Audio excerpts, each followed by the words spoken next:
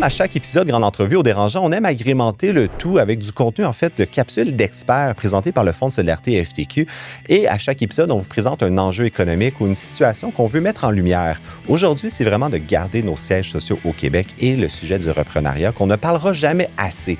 Pour vraiment creuser ce sujet-là, on a quelqu'un qui y baigne, qui en mange jour après jour. Julie Morand, qui est vice-présidente, en fait, placement privé et investissement d'impact. Ce n'est pas ta première participation au Dérangeant, donc devrais-je dire rebonjour, Julie?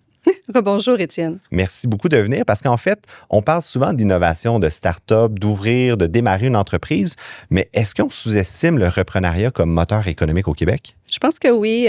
Souvent, se lancer en affaires, partir une start-up, c'est vu comme étant plus sexy que le reprenariat. Pourtant, dans reprenariat, il y a reprendre et il y a le mot entrepreneuriat.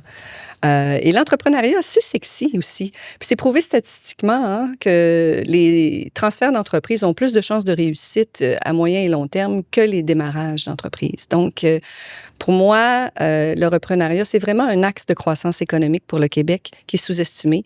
Puis il faut qu'on en parle davantage. C'est tellement bien dit parce que c'est vrai que d'avoir des clients existants, un chiffre d'affaires, c'est beaucoup plus facile à garder ouvert que de devoir partir de zéro.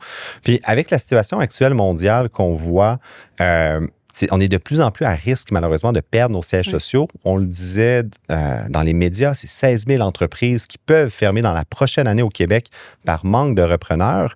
Qu'est-ce qu'on perd pour le Québec quand un siège social, en fait, quitte? Oui. Bien, chaque transfert d'entreprise raté, Étienne, bien, c'est un risque de perte d'emploi, oui, de perte d'emploi en région, de délocalisation des décisions.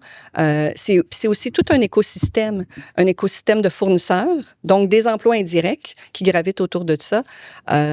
Donc, c'est vraiment plus qu'une adresse, un siège social. Un siège social, c'est vraiment des décisions. C'est vraiment des emplois stratégiques qui sont souvent bien rémunérés, puis un ancrage local qui fait qu'on est capable aussi d'avoir des services puis du savoir-faire au Québec. Puis la seule façon de garder ça, c'est d'avoir des gens locaux qui décident de reprendre, d'être là au poste et de garder justement ces poumons économiques-là pour le Québec. Moi, je l'ai vécu, en fait, cette espèce de syndrome de l'imposteur, parce que reprendre une entreprise, ça peut être perçu comme étant compliqué, difficile, coûter des millions de dollars. Est-ce que c'est vrai ou c'est un mythe? Je dirais que c'est un mythe, parce que des occasions, il y en a. Des repreneurs intéressés, il y en a aussi. Des repreneurs qui ne s'avouent pas aussi, peut-être. Il y en a. C'est souvent un manque, je dirais, d'accompagnement, un manque de connaissance du financement, puis un manque, une certaine solitude à savoir par où s'y prendre, à quelle porte cogner, savoir bien s'entourer.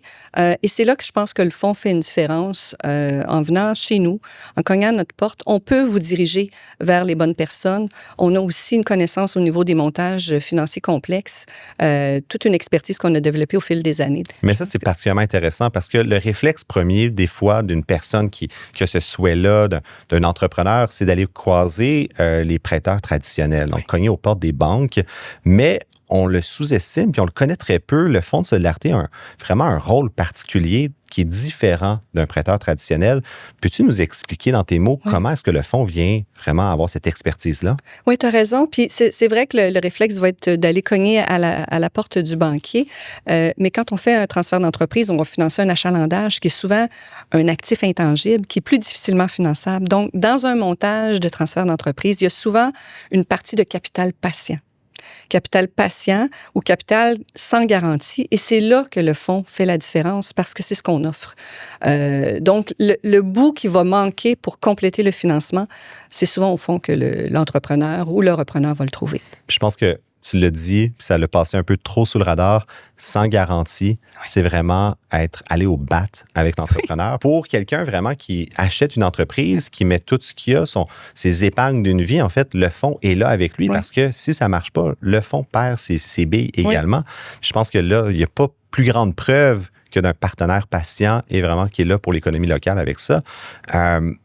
Un reprenariat, tout le monde devient cédant un jour. Tout le monde doit transférer son entreprise un jour ou l'autre. C'est quoi la plus grande erreur qu'un cédant va faire, selon toi, quand il vient le temps de transférer son entreprise? Je dirais vraiment que c'est la planification, de sous-estimer le temps que ça va prendre pour préparer l'entreprise à cette transition-là. Préparation de l'équipe à l'interne, de savoir bien s'entourer. On dit souvent, hein, c'est un 3-5 ans, puis c'est pas une transaction éclair, malheureusement. Surtout si on a à cœur que le siège social reste au Québec comme entrepreneur. Il faut se préparer, puis il faut savoir bien s'entourer. C'est vraiment super important de le mentionner parce que malheureusement, d'attendre à la dernière minute, souvent, il est beaucoup trop tard. Puis si on devait se reparler dans 2 ans, 3 ans, 5 ans, 10 ans, à quoi ressemblerait le Québec d'aujourd'hui, en fait, mais qui a réussi son virage reprenariat? Oui, ben moi, je dirais qu'il y aurait moins d'articles de journaux un peu déprimants, comme quoi une belle entreprise est passée à des mains étrangères. On aurait une économie plus résiliente, moins sujette à des pertes d'emploi dans un cadre de récession. On aurait des technologies, des savoir-faire qui sont restés ici, des décisions qui se prendraient encore ici. Puis pourquoi pas être le champion du reprenariat à travers le monde? Moi, je souhaite vivre dans un Québec qui ressemble à ça parce que, honnêtement, tu le dis, une économie résiliente, c'est où est-ce qu'il y a des tumultes, des décisions de certains leaders internationaux, mais qui ne s'appliquent pas à nous, qui ne nous affectent pas et nous, on continue notre paix sociale comme si de rien n'était. J'aime cette image-là. Merci beaucoup, Julie Morin, pour ton passage au dérangeant. On revient à notre épisode à l'instant.